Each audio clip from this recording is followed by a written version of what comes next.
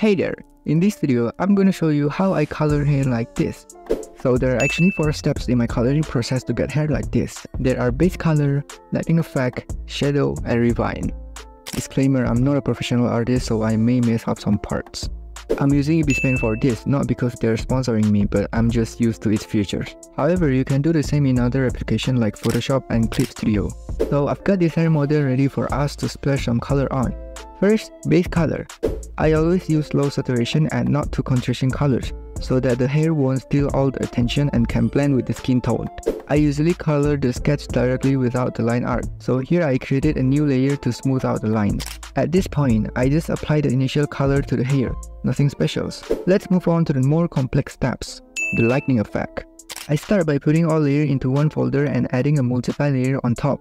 Gotta make sure to clip that multiply layer to the folder, or else we'll have a color leaks.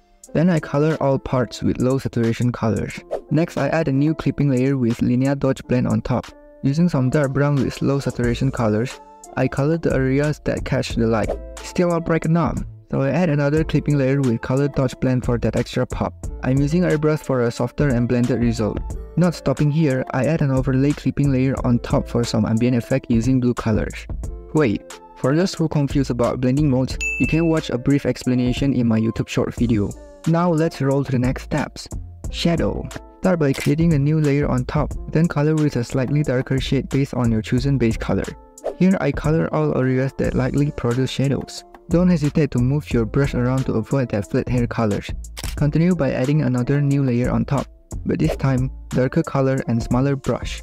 This one for detailed shadow areas. Then I create another new layer. Oh my god, I don't know how much I said another. Then I create another new layer to color areas with shadow exposed to light. It all actually depends on your imagination and experience, so practice will make this process easier.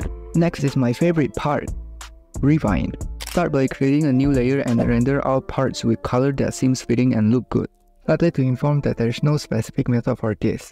Here I refine all parts including the line art in a single layer. I'm using low opacity brush here, so play around with that to make the process easier. You can also see reference on how other artists colored the hair parts to speed up the process. After completing all of these steps, there is actually an optional step that you can use. Tone curve or curve in Photoshop. Start by adding a curve adjustment on top. You can find the RGB menu there and choose the color you want to set. Move the curve up to increase the colors. It does the opposite when you move the curve down. With this, you can adjust the colors to make it more contrast and appealing. I usually spend 5 until 10 minutes on this step to get color that I find attractive. And boom!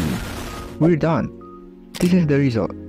I hope with this video you guys can understand and discover something new in digital art. If you wanna ask something, feel free to write them in the comments. Support me with likes and subscribe to keep me motivated to create more content like this. See you in the next video. Bye!